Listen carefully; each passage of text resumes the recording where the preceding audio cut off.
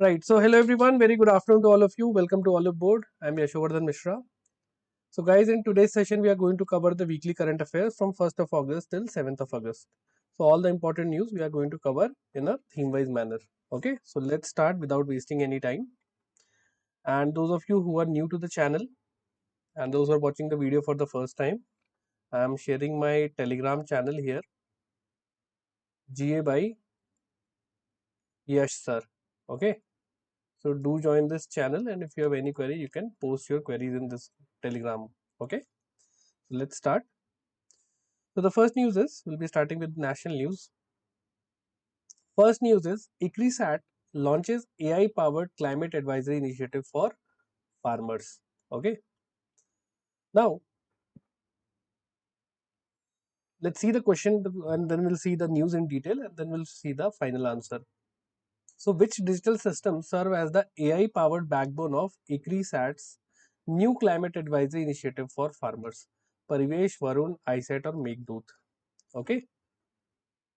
Now, you should remember that India is an agrarian economy. All right. And farmers are the backbone of Indian economy. Got it? And to help the farmers, especially tackling the monsoon related uncertainty, there are multiple organizations which are working in this direction. One is ICRISAT. The full form is what? International Crop Research Institute for Semi-Arid Tropics. Okay, so India also come in this. So let's see the news in detail. So ICRISAT, this organization has launched what? A AI powered agromet advisory project. Okay, and they have launched it in Hyderabad. The purpose of this project is what? To support climate resilient agriculture. Okay, to support the small farmers. Now, what is this technology? So basically, this is known as ISAT, right? And this ISAT uses real time forecast, machine learning, and other things for crop analytics, when to sow the seeds, when to do the irrigation, pest control, everything. So, first of all, which is the organization? What are the keywords you have to remember? So first is ICRISAT. What they have launched? They have launched AI powered portal or platform named ISAT, which is going to help farmers for creating a climate resilient agriculture. Okay, you don't have to remember who are the partners are, right? And they are, or this platform is also going to get integrated with the Mosam GPT, right? It is also a large language model. So these are the things which you should know. What are the keywords you have to remember? First is ICRISAT, then ISAT, right? And Mosam GPT along with climate resilient agriculture. Four keywords for this entire news. So correct answer is ISAT, the Intelligence System Advisory Tool. Got it? Chalo. Next is Ministry of Shipping hosted the Maritime Financing Summit 2025 in Delhi. Okay, ports and shipping.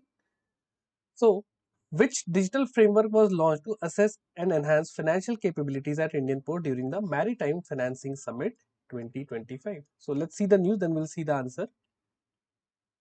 So, which ministry has hosted? Ministry of Port Shipping and Waterways. What is the name of the event? Maritime Amrit Kal Vision 2047, right? So, under this, they have launched Maritime Development Fund and Financial Digital Maturity Matrix. Now, what are the purpose of these things? To basically promote financing and digital maturity in port infrastructure. Basically, they want to create port-led development. Okay, and how they can do that? If they have proper finances and proper digital infrastructure to do. So they have launched this MDF and FDMM, that is Financial Digital Maturity Matrix, right? And right now, 100% FDI, foreign direct investment, is allowed in the shipping sector through automatic reroute. Got it? So please remember this thing also. 100% FDI is allowed through automatic routes in the shipping sector, right? So please remember this thing. So correct answer is FDMM, Financial Digital Maturity Matrix, right? Chalo. So guys, again, we have to focus only on the keywords. Very good afternoon, Nandeep, and other students also. Focus on the keywords, try to solve the answer, and next move on to the next news. Okay, go on to the next news. Chalo. Next is India successfully test first hydrogen powered train coach at ICF Chennai, Indian Coach Factory, Chennai. So where was India's first hydrogen powered train coach successfully tested? So it was in Chennai, we have just seen, right?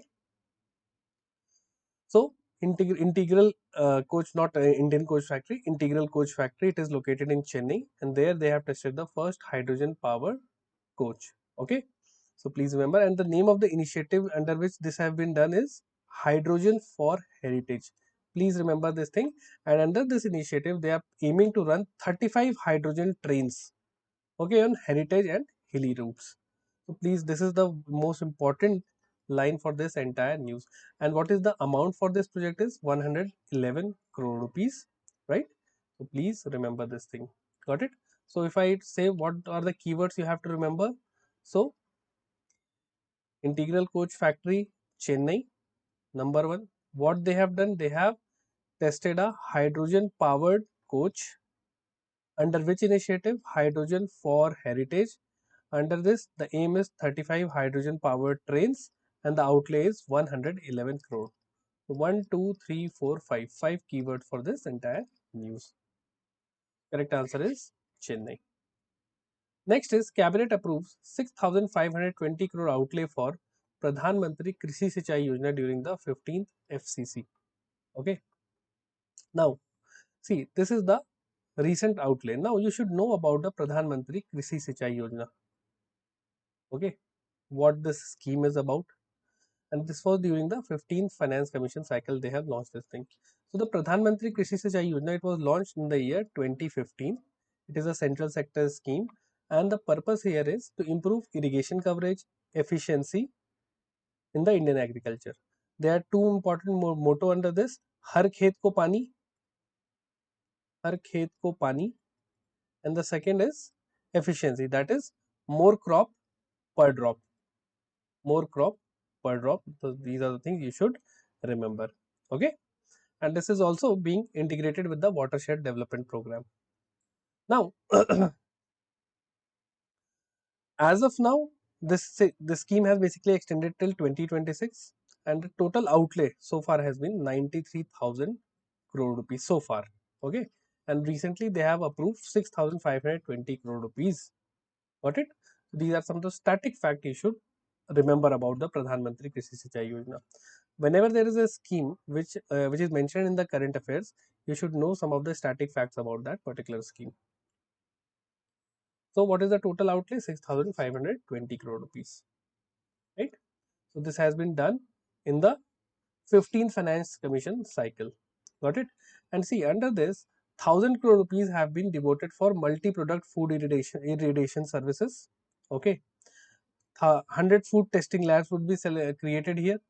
Got it? These are some new initiatives of 1,920 crore which have been assigned here. Got it? So please remember this thing. Here the important focus should be on the outlay. The total outlay is 6,520 crore for Pradhan Mantri Krishi Sinchai Yojana. Okay? Please remember this thing. Oh, just please correct this thing. Not Pradhan Mantri Krishi Sinchai Yojana. Pradhan Mantri Kisan Sampada Yojana. Okay, please correct this thing. It is not Pradhan Mantri Krishi Sinchai Yojana. It is Pradhan Mantri Kisan Sampada Yojana. Okay, Sampada Yojana. Right? 6,520 crore rupees. The static thing, na, which I have told you, please correct that also. It is not Pradhan Mantri Krishi Sinchai Yojana. That is Pradhan Mantri Kisan Sampada Yojana. Okay. So you should remember few things also. Acha, this is also a good thing. You have learned one more thing about a certain scheme. So let's see about Pradhan Mantri Kisan Sampada Yojana. You should know some static facts. Kisan Sampada Yojana. See, always make a note of these things. Okay, that some schemes are there. You should take a note of this. That the first of all, the ministry involved is Ministry of Food Processing. Okay, Ministry of Food Processing. Second thing is, it was started in the year 2017. Again, it is also a central sector scheme. Now, what is the aim of this particular scheme? Basically, to focus and modernize the food processing centers. Okay, food processing sectors. They want to modernize it and to increase the farmers' income. Farmers' income. These are some of the under this there are provision for mega food park. Okay, cold chain, right? Cold chain infrastructure. So these are the things which comes under the Pradhan Mantri Sampada Yojana. Got it? So remember this thing. Please correct this thing. Okay. Also, again, this new initiative of 1920 crore rupees, they are focusing on food irradiation center because food processing irradiation is done to increase the shelf life. Okay. Food testing lab again to maintain the quality. Also, they want to enroll private sectors, right, to bring in more new technologies for better food processing sector. Got it? Chal. So 6,520 crore for Pradhan Mantri Kisan Sampada Yojana. Okay. So please remember this thing. Make a short note of that. Chal. Next is Pradhan Mantri PM Narendra Modi launches Gyan Bharatan mission for digitization of ancient manuscripts. Ancient manuscripts like Mahabharata, Ramayana, Gita, everything. Na, they want to digitize it. Okay, and all there are multiple manuscripts. So what is the total outlay for the Gyan Bharatam mission? So let's see the news in detail, and then we'll see the answer. So the recent 124th Mann Ki Baat, during this episode, he told that they are going to digitize, conserve and document over 1 crore ancient manuscripts across India. This is what? This is the heritage of India. Okay.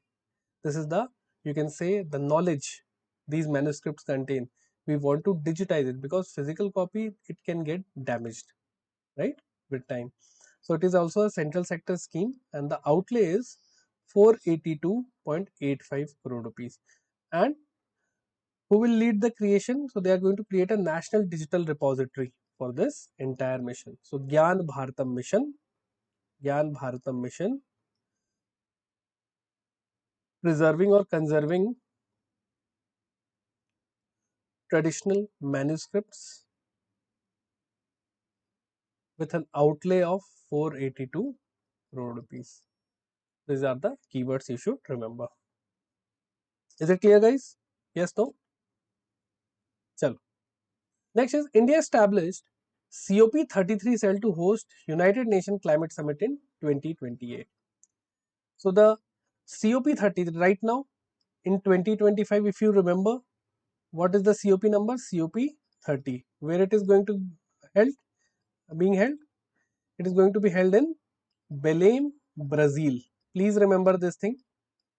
And around November, December, this event is going to take place in Belém, Brazil. COP30. So India has said that the COP33 they are going to host, right? So in which year India proposed to host the 33rd United Nations Climate Conference COP33, that is a 2028. Okay. So Ministry of Environment, Forest and Climate Change has set up a dedicated COP33 cell under the Climate Change Division and the head is Ved Prakash Mishra. Please remember the name. COP33 cell head Mr. Ved Prakash Mishra. Okay, and basically, if approved, India is going to hold the next COP33, right? And this will be the second time India is going to host.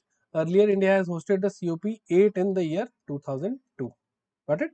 So please remember this thing. All right, and remember the COP30 2025 is going to happen in Belém, Brazil. Please remember this thing. One homework for you. What is the theme of the COP30? You are going to tell me in the comment section. This is your homework. Okay. Chalo. Moving on. India signed 6 MOU with Maldives to enhance cooperation and extended 4,850 crore loan as a line of credit. Okay. So, which Indian digital payment system is being launched in Maldives through a network agreement signed in July 2025? We'll see the answer, but first let's see the news.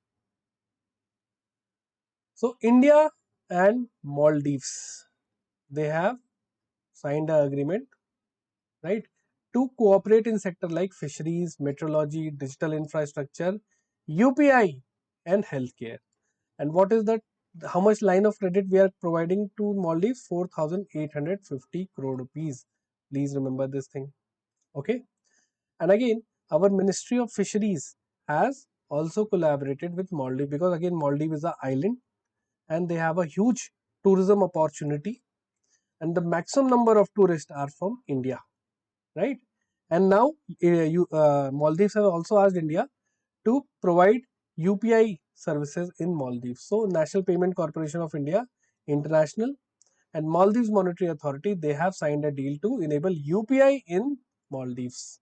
Okay, UPI enabled, right? And with this, they are also negotiating a free trade agreement between amongst the two nations. Okay, so correct answer here is UPI. And now you are going to tell me in how many countries UPI is active. This is your homework. Do let me know in the comment section in how many countries UPI service is active right now. Okay.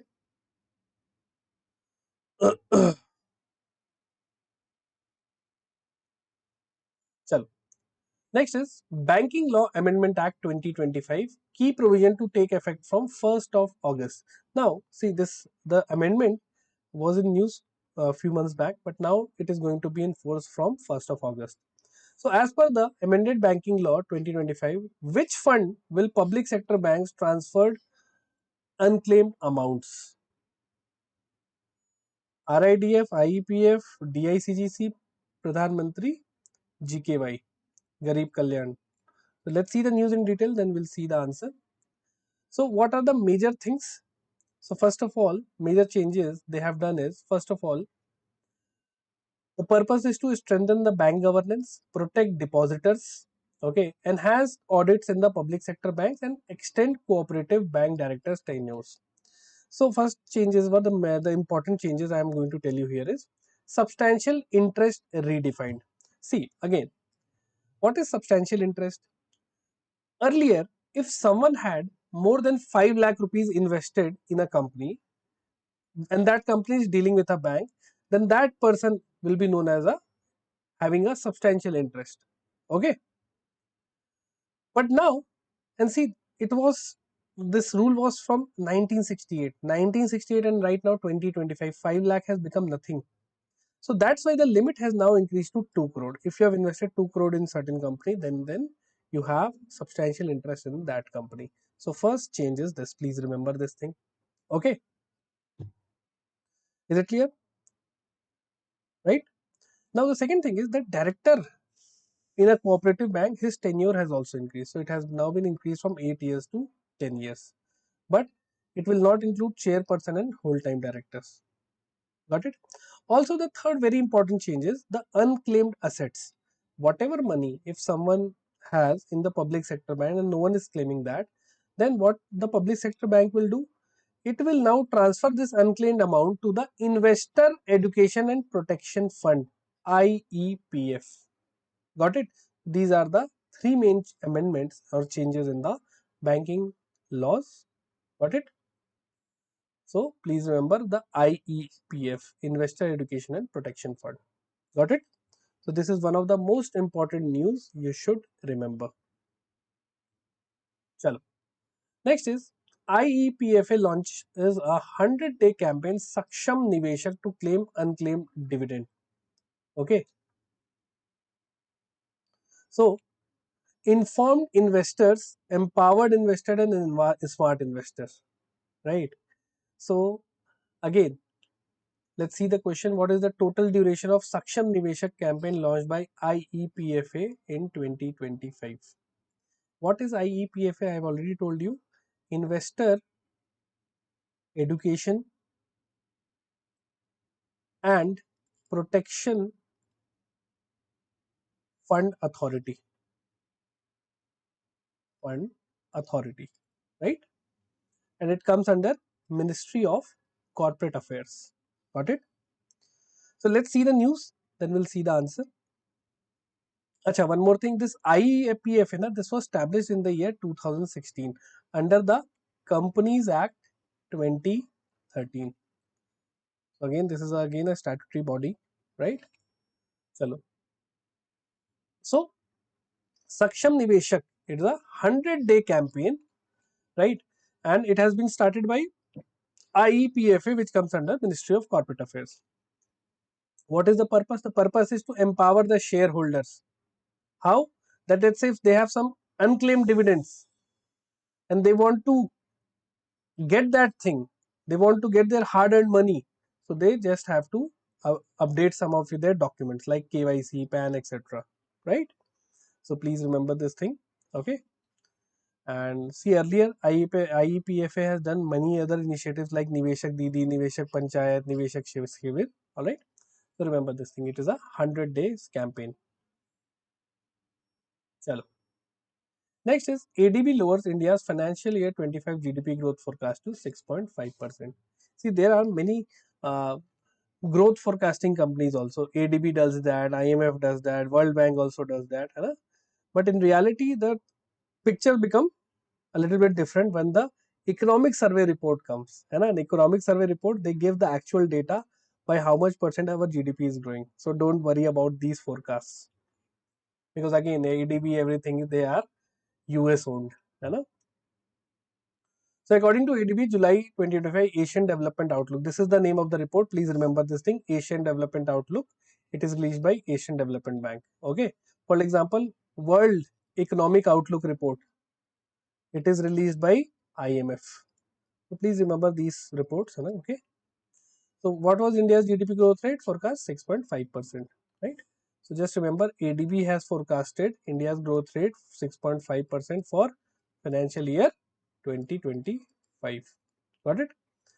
And they have forecasted that inflation in India will be around 3.8%.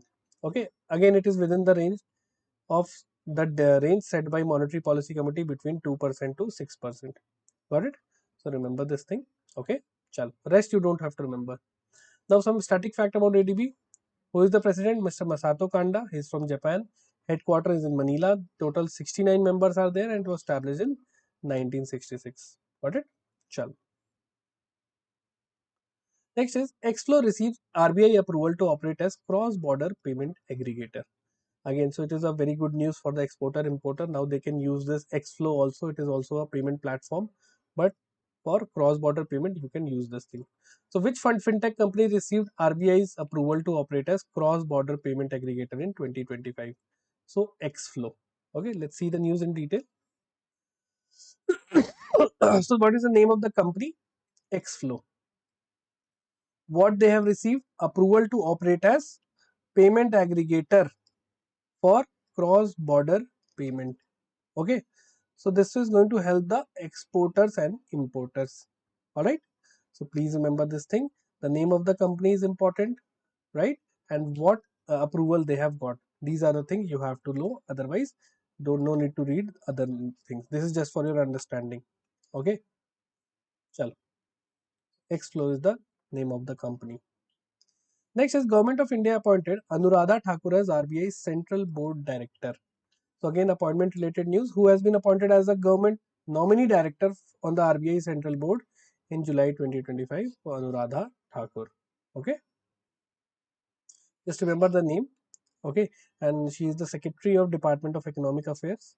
Now she has been appointed as the Central Board Director of the RBI. And she is a 1994 batch IAS officer from Himachal Pradesh. Got it?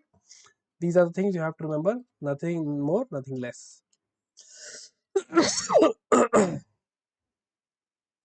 Next is SEBI and stock exchanges revises surveillance framework for small cap firms. Excuse me.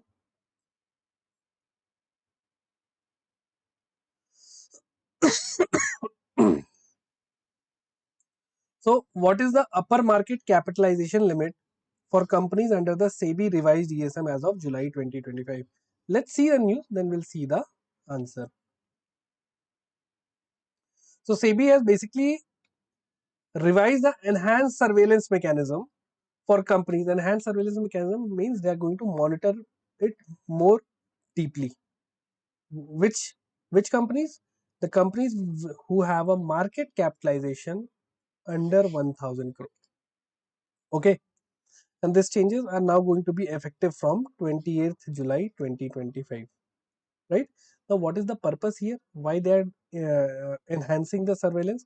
Because to protect investor and ensure market integrity.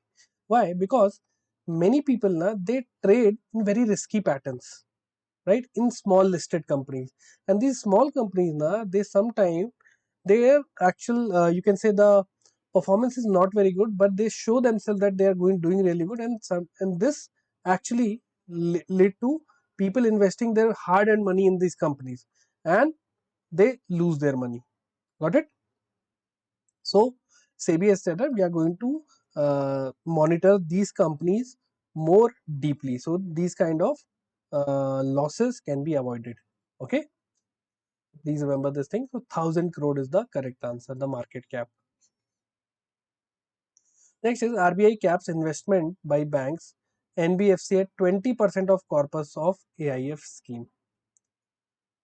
So what is the maximum aggregate investment limit by all regulated entities in a single AIF scheme under RBI's 2025 guidelines? So let's see the news. See, from 1st January, basically RBI has created some new rules. Now this new rule will control how banks, NBFCs and big financial institutions like SIDBI, NABARD, how they invest in alternative investment funds. What are alternative investment funds? Basically, these are privately pooled money, which through which that money is going to get invested in different types of stocks and other things, right? So rich people they used to invest these things. And see, financial institution also invest in AIFs. But now, a single bank or a NBFC can invest only up to 10% of their total money in one AIF. Okay, not more than 10% of their money they can invest in a single AIF. They have to choose other, right? So please remember 10% of an AIF, right? And second thing, all such institution combined can invest only up to 20% of that AIF's money. Okay, so what this is going to help? So this is going to stop AIFs from being too dependent on bank money. Okay, and this applies to all banks, NBFC and everyone, right? So please remember this thing. Also, if a regulated entity invests over 5% in an AIF that later invest in debtor funds except equity, it must make 100% provisioning. Provisioning basically keeping aside certain money to reduce the losses. Okay, so just remember 10% for a single RE and together not more than 20%. Now, why this rule matters? So basically, it stops banks from indirectly lending to their own borrowers via AIF. Okay. Also, it keeps bad loans from being hidden inside AIF investment. They can show that, na, we have given the loan, and it has already become a NPA, but we say that this is a AIF investment, and this also protect depositors and keep the banking system safer. Now, let me give you one example to understand it better. Let's say if there is a Bank X invest 8% of their money in a AIF. Okay, and that AIF, see, AIF is what it is. It is pooling money from many private entities and banks, right? And then this AIF, what it does, it gives 50 crore rupees to a company. Let's say the company name is Yash Enterprises, and this Yash Enterprises has already taken a loan from this Bank X. Okay, now what will happen? This Bank X have to keep aside 50 crore rupees as it may not come back, right? So that is the thing. So they have told that not now you can't invest more than 10% of an AIF. Okay, so please remember this thing. This is a very important news. Chalo. So 20 combined is 20, individual is 10. Next, Myanmar announced formation of new interim union government led by U Nyao Sao. So U Nyao Sao is the new 13th Prime Minister of Myanmar. He is going to be appointed. U Nyao Sao. Okay. So please remember Mr. U Nyao Sao. Okay. He is from Myanmar, and country is also, please remember, that is Myanmar. Okay. The rest you don't have to remember. There is a violent situation going in that area also. The state of emergency has been declared since 2021. Right. Now the elections is going to take place in 2025, and Mr. Yoon Yeol Sao will become the PM. Right. Acha, one more news is Mr. Ajay Seth. He's a 1987 batch IAS officer from Karnataka cadre. He has been appointed as the chairperson of IRDAI. Earlier, it was vacant. The position was vacant. Okay, and he is going to succeed Mr. Debashish Panda, whose tenure is going to end in 2025. Right. Already ended in 2025 March. But now the position was vacant. So Mr. Ajay Seth is the new IRDAI chairperson. Please remember this thing. Chalo. Next, some defense related news. 32nd edition of India Singapore Naval Exercise SIMBEX. So in a joint military exercise, please remember two things: name of the countries, okay, venue, and the edition. Okay. So which edition of SIMBEX was conducted in Singapore in 2025? So correct answer is 32nd edition. Okay. So name of the exercise is SIMBEX. It is a bilateral maritime exercise between Singapore and India. Okay. So from India, INS Satpura, INS Delhi, INS Kiltan and Shakti represented. Got it? And the venue was again, it happened in Singapore. Right? Chalo. Next, India-Singapore joint military exercise Bold Kurukshetra began in Jodhpur, Rajasthan. So that was a maritime exercise. Now this is a military exercise. Okay, where is exercise Bold Kurukshetra being conducted? Correct answer is Jodhpur. Okay, so please remember this thing. India, Singapore, Bold Kurukshetra. Venue is Jodhpur, and this is the 14th edition. Four things you have to remember. Next, NASA ISRO NISAR satellite successfully launched for advanced Earth observation. So here USA and India, NASA from USA, ISRO from India, they have created the NISAR satellite for, it is a Earth observation satellite. So which launch vehicle was used by ISRO to launch NISAR satellite? Let's see the news. So the launch vehicle was GSLV F-16 rocket from Satish Dhawan Space Center, Sriharikota, Andhra Pradesh. They have launched it. And this is the first joint Earth observation mission of ISRO and NASA, NISAR. Please remember, and the investment is $1.5 billion. And what is the speciality? It is the world's first radar imaging satellite with dual frequency band, L band and S band. What are L band and S band? That is not for your important for your exam. But first understand, this is the world's first dual band radar imaging satellite. NISRO and NASA and ISRO are the collaborating agency. Got it? And please remember the name of the rocket, GSLV F-16. Got it? Chalo. Next is Stardoor successfully test fire India's first hydrogen oxygen propulsion engine. So which Indian company test fired country's first hydrogen oxygen propulsion engine? So it is Stardoor. Please remember the name of the company. Okay. So Stardoor you have to remember. And what is the engine? Hydrogen oxygen propulsion engine. Right. At ISC Bangalore they have test fired. Right. So it is non-polluting and sustainable. Got it? So please remember this thing. Right. Chalo. So remember the name of the company. Right.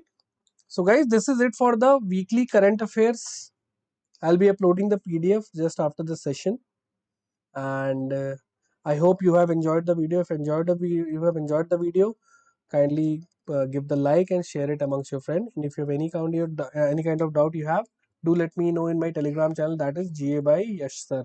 Okay. Chalo, see you next time. Till then, have a great day and Jai Hind everyone.